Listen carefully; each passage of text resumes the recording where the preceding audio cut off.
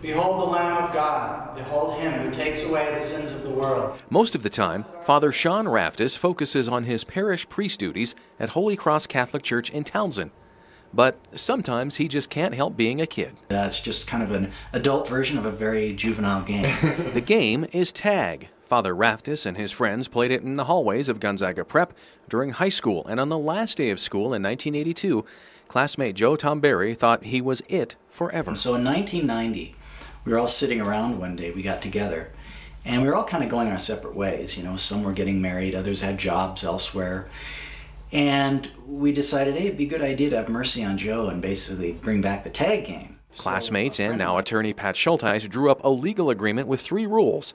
The game is live in February, there are no geographic restrictions, and there are no tagbacks. But there have been some interesting taggings from creative disguises. Last year, Joe Tomberry dressed up as an elderly Italian gentleman, and then another friend, he dressed up as an elderly woman. He put a shawl on. To unexpected surprises. I got in a friend of mine's trunk, he picked me up, and we conspired to tag Joe, and I popped out of the trunk and tagged Joe. Even traveling halfway around the world. He and his wife were going to Munich. One of my friends and his wife were working in Munich, so he actually went from Spokane to Munich, Germany. Father Raftis has yet to be tagged in church and doesn't foresee that happening. I think it's too easy of a target if I'm in Mass.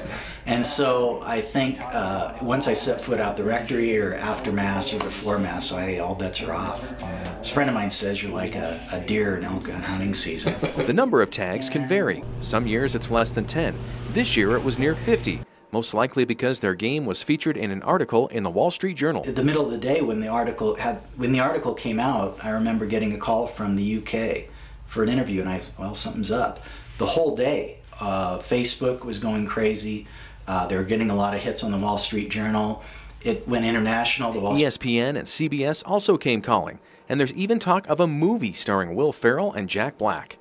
Despite the unexpected notoriety, Father Raftis says the real message behind the game remains friendship. And so when you take a step back, you can understand it isn't necessarily about us. It's about, appreciating and keeping in touch with good friends throughout the years. In Townsend, Tim McGonigal, MTN News.